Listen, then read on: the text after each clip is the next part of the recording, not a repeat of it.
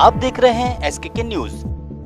अयोध्या स्थित राम मंदिर परिसर में सीता रसोई के पास नमाज पढ़ने की कोशिश के आरोप में 3 कश्मीरी लोगों को हिरासत में लिया गया है, जिनमें एक महिला भी शामिल है। प्रत्यक्षदर्शियों के अनुसार पकड़े जाने पर उन्होंने नारेबाजी की, जिसके बाद सुरक्षा एजेंसियां सतर्क हो गई।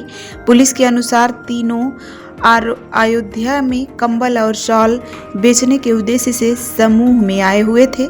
पूछताछ के दौरान एक व्यक्ति की पहचान अहद शेख के रूप में हुई है, जो जम्मू कश्मीर के शोपिया जिले का निवासी बताया जा रहा है। मामले की गंभीरता को देखते हुए पुलिस शॉल बेचने वालों को धरपकड़ कर उनके पूर्व रिकॉर्ड की जांच की जा रही है और जम्मू कश्मीर पुलिस से भी सतर्क किया गया है, ताकि किसी भी आतंकी संगठन से संभावित संबंधों की पड़ताल की जा सके। हालांकि इस पूरे मामले में अभी तक किसी भी अधिकारी का आधिकारिक पुष्टि नहीं आया है। आज मधुबनी के शैक्षणिक तथा स्वास्थ्य विभाग के इतिहास में एक यादगार और ऐतिहासिक दिन दर्ज हो गया। जामिया हमदर्द यूनिवर्सिटी के पैरा मेडिकल सेंटर को मधुबनी में स्थापित करने को लेकर पहले ही आधिकारिक स्वीकृति मिल चुकी है, जबकि शनिवार को औपचारिक रूप से MOU पर हस्ताक्षर किए गए। इसके साथ ही अब मधुबनी और आसपास के छात्रों को पैरा मेडिकल की पढ़ाई के लिए दिल्ली जाने की जरूरत नहीं पड़ेगी। विद्यार्थी अब अपने ही जिले में रहकर जामिया हमदर्द जैसी अंतर्राष्ट्रीय ख्याति प्राप्त यूनिवर्सिटी की प्रतिष्ठित डिग्री हासिल कर सकेंगे। इस ऐतिहासिक अवसर पर जामिया हमदर्द यूनिवर्सिटी और क्रीबस ग्रुप ऑफ हॉस्पिटल्स से जुड़े कई सम्मानित व विशिष्ट व्यक्तियों की गरिमामयी उपस्थिति रही। कार्यक्रम में जामिया हमदर्द के vice chancellor professor Afsar Alam, registrar colonel Tahir, deputy registrar professor Afraz Ehsan, paramedical centre के विभाग अध्यक्ष प्रोफेसर सोहराब, क्रिबस ग्रुप ऑफ हॉस्पिटल के CEO एवं managing director doctor Khalid Usmani और चेयरमैन मोहम्मद इम्तियाज नूरानी सहित अनेक गणमान्य लोग मौजूद रहे। शेखपुरा जिला में मनरेगा कानून की रक्षा और मजदूर परिवारों के अधिकार को लेकर जिला कांग्रेस ने बड़ी आंदोलन की घोषणा की है। जिला कांग्रेस अध्यक्ष प्रभात कुमार चंद्रवंशी ने शनिवार को कांग्रेस मुख्यालय आजाद हिंद आश्रम में प्रेस वार्ता आयोजित की। इस दौरान उन्होंने कांग्रेस मनरेगा सत्याग्रह संग्राम के नाम से एक लंबी लड़ाई की तैयारी कर चुकी है। उन्होंने कहा कि मनरेगा कानून महात्मा गांधी के सपनों को साकार करने वाला कानून है, जो वास्तविक अर्थों में राम राज्य की अवधारणा को मजबूत करता है। इस कानून से मजदूर, किसान और जरूरतमंद वर्गों का कल्याण होगा, लेकिन वर्तमान केंद्र सरकार इसे कमजोर कर कंपनी राज स्थापित करने की कोशिश कर रही है, जिसे कांग्रेस का एक कार्यकर्ता सफल नहीं होने देगा। उन्होंने कहा कि आंदोलन की शुरुआत 11 जनवरी को 1 दिवसीय मनरेगा भूख हड़ताल से होगी। इसके बाद 1 महीने तक जिले की विभिन्न पंचायतों में जन संवाद कार्यक्रम चलाकर आम लोगों को जागरूक किया जाएगा और मनरेगा कानून को बचाने के लिए संघर्ष किया जाएगा। प्रेस वार्ता में प्रखंड अध्यक्ष शोभा कुमारी, बरबीघा प्रखंड अध्यक्ष शंभू सिंह, अरियरी प्रखंड अध्यक्ष केदार राम सहित कई कांग्रेस नेता और कार्यकर्ता मौजूद रहे।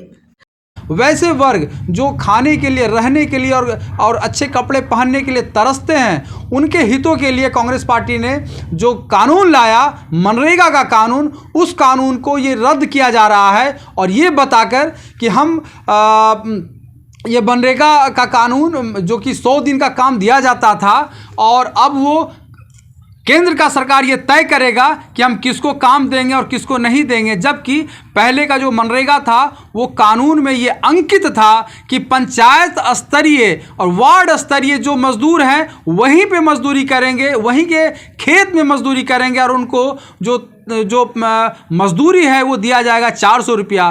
तो कांग्रेस पार्टी कहना चाहती है मोदी सरकार से कि आप जो 400 रुपये का जो हक है वो हकमारी नहीं कीजिए, और जो कानून है उसके साथ आप छेड़छाड़ करेंगे तो भारत के क्रांति के इतिहास में मजदूरों का भी क्रांति लिखा जाएगा।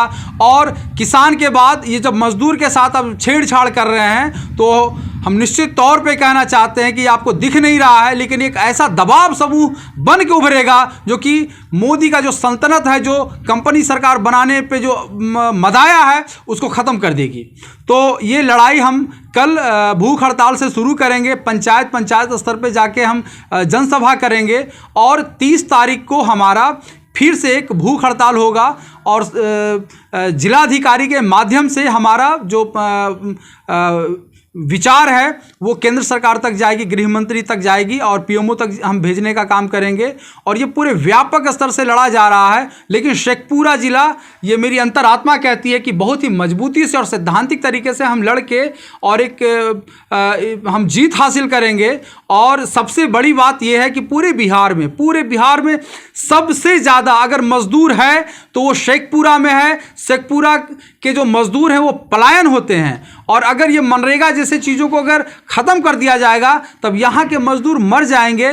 और यहाँ ये कृष्णा बाबू की भूमि है, ये राजू बाबू की भूमि है। शेखपुरा जिला में प्रस्तावित मेडिकल कॉलेज को लेकर चल रहा विवाद लगातार गहराता जा रहा है। इस मुद्दे पर अब विभिन्न राजनीतिक दलों के नेता और जनप्रतिनिधि खुलकर सामने आने लगे हैं। अधिकांश नेताओं की मांग है कि मेडिकल कॉलेज का निर्माण शेखपुरा जिला मुख्यालय में ही किया जाए। इसी क्रम में शनिवार को लोक जनशक्ति पार्टी रामविलास के जिलाध्यक्ष इमाम गजाली ने प्रेस कॉन्फ्रेंस कर मेडिकल कॉलेज को शेखपुरा मुख्यालय या उसके आसपास बनाए जाने की जोरदार मांग की। इमाम गजाली ने कहा कि शेखपुरा मुख्यालय क्षेत्र में पर्याप्त मात्रा में भूमि उपलब्ध है, जहां न केवल मेडिकल कॉलेज बल्कि भविष्य में अन्य शैक्षणिक और स्वास्थ्य संस्थान भी स्थापित किया जा सकता है। उन्होंने कहा कि पचना, अरियरी, माटोखर, कारे और शेखपुरा शहरी क्षेत्र के आसपास बड़े पैमाने पर ज़मीन मौजूद है। यदि कहीं भूमि की कमी होती है तो सरकार उसे खरीदकर मेडिकल कॉलेज की स्थापना कर सकती है। उन्होंने यह भी कहा कि इस दिशा में केंद्रीय मंत्री चिराग पासवान और स्थानीय सांसद अरुण भारती पहले ही पहल कर चुके हैं। इमाम गजाली ने स्पष्ट किया कि यदि मेडिकल कॉलेज खुड़िया वाजिदपुर क्षेत्र की ओर बनाया जाता है तो आम लोगों में असुरक्षा की भावना पैदा होगी और वहां पहुंचने में काफ़ी कठिनाइयों का सामना करना पड़ेगा। इसके विपरीत शेखपुरा मुख्यालय सड़क और रेल मार्ग से अच्छी तरह जुड़ा हुआ है। इससे मरीजों, छात्रों और आम जनता को अधिक सुविधा मिलेगी।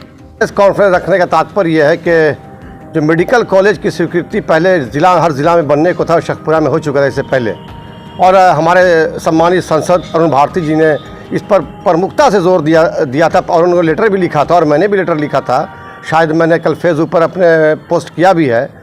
कोई मेडिकल कॉलेज को शेखपुरा में ही रखा जाए, जो उस सराउंडिंग एरिया, शेखपुरा का जो सराउंडिंग एरिया है 5 से 6 किलोमीटर के बीच में, उसको रखा जाए मेडिकल। इसलिए कि वहाँ ज़िला मुख्यालय है, बगल में स्टेशन है, यहाँ सारी सुविधा है, बैंक है, थाना है।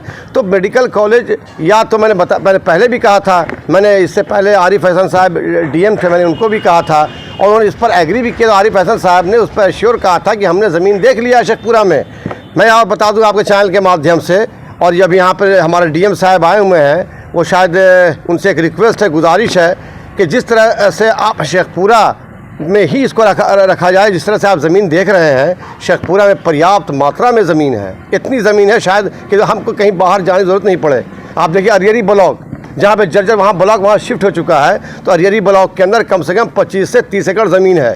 घटेगा भी ज़मीन कुछ 1, 2, 3 कट्ठा 10 करोड़, सरकार उसको परचेज कर सकती है, जो प्रावधान है। दूसरा आप आ जाइए पचना में, आइए पहाड़ों का इलाका, पचना में भी कम से कम 30-35 एकड़ ज़मीन वहाँ पर भी होगी। वो इसलिए मैं बता रहा हूँ कि यहाँ शेखपुरा में ज़मीन पर्याप्त मात्रा में है। और यहाँ कारे में आप आइए, कारे के अंदर ज़मीन पर्याप्त मात्रा में है। तो समझिए कि एकड़ कितना एकड़, बल्कि वो तो CO साहब देखेंगे, DM साहब का काम है कार्य देखना इसको। और मैं बाजिदपुर जहाँ पुलिस लाइन बन रहा है उसके पास तो ज़मीनों का ज़ख़ीरा है, अरियरी में ज़मीनों का ज़ख़ीरा है, पचना में ज़मीनों का ज़ख़ीरा है। तो कहाँ जाइएगा इस शेखपुरा की धरती पे, शेखपुरा विधानसभा के क्षेत्र में, या फिर आप ऐसा कोने मत उसको लेके जाइए जो इंसान को अनसेफ फील हो। इसलिए मैं आपके चैनल के माध्यम से मैं गुजारिश करना चाहूँगा जिला पदाधिकारी महोदय से कि आप शेखपुरा के इर्द गिर्द सराउंडिंग 5 से 6 किलोमीटर के एरिया के अंदर आप मेडिकल कॉलेज लाने का रिकमेंड करने का प्रावधान करें। और ये सारा प्रक्रिया हमारे सांसद अरुण भारती जी ने कर दिया था। चिराग पासवान जो हमारे राष्ट्रीय अध्यक्ष चिराग पासवान जी केंद्रीय मंत्री हैं, उन्होंने भी इससे पहले इस पर काफ़ी अग्रेसिवनेस दिखाई और वो चुनाव विधानसभा से पहले मैं दिल्ली गया था, दिल्ली जाकर मैंने लेटर दिया और देने के बाद मैंने सारी प्रक्रिया मैंने पूरी कराई थी। और मुझे खुशी है एनडीए सरकार की और मैं मुख्यमंत्री नीतीश कुमार का मैं तहे दिल शुक्रिया अदा करूंगा कि उन्होंने हर ज़िला में मेडिकल कॉलेज देने का जो संकल्प किया है और आज वो सपना साकार होने को है। और मेडिकल कॉलेज शेखपुरा की धरती पर, शेखपुरा की ज़मीन पे बने।